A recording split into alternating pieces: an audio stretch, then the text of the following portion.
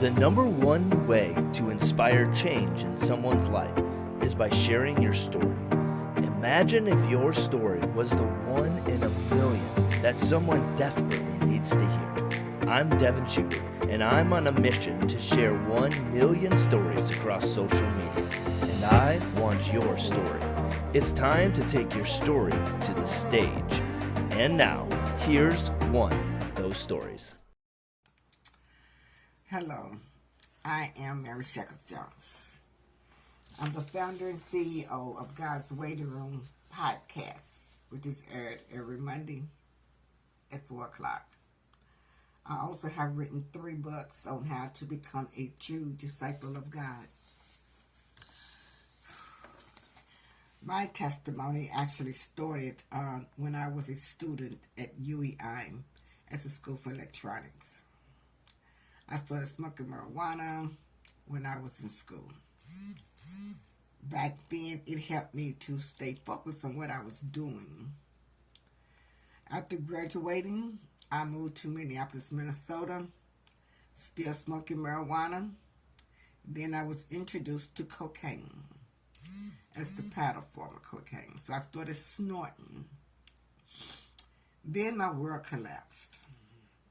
Was introduced to smoking hash along with the marijuana.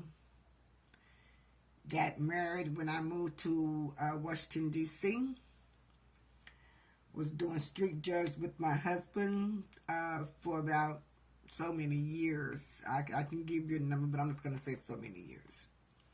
Smoking marijuana, crack cocaine, and the powder form of cocaine. Within those years, I did everything that was associated to get my next high from those drugs. I started people-pleasing, did all that my husband asked of me. I went into stealing. I became envious. I became jealous, became insecure, and much more. I started lying to myself about wishing to leave that lifestyle. I wanted out. I had changed. Drugs had changed me. I was lost. I had no idea of the person I had become. I became somebody different. I didn't even know who I was. I allowed my husband and his nephew to start selling drugs from my home. They was feeding both him and I crack cocaine just to stay there and to do what they was doing. My car caught on fire. People had set my car on fire. They flattened out for my tires. Back then, you could not walk on my sidewalk unless you had $10,000 to $50,000 at best. You could not walk on my street. That's bad. It took me years to realize who I was and to whom I truly belong. And that's God. So much came out of this terrifying experience. I don't even know where to begin. I have to share it out with you. I don't think I could write it all down because I was getting ready to write a book on it. Because of this trying period in my life, I suffered a very life-changing experience that landed me in the hospital. I had dropped into a very dark, low, and ugly time of my life. As I was informed about my almost death experience, I learned that from doing drugs all these years, a lot of years, that the back of my brain has swollen. The blood vessel burst and bled in my brain. And you know what? The quick thinking of doctors, who I call angels, made a decision to look into my cerebellum, a part of the brain induced in the back of my skull. That part of the brain's function is to coordinate and regulate muscular activities.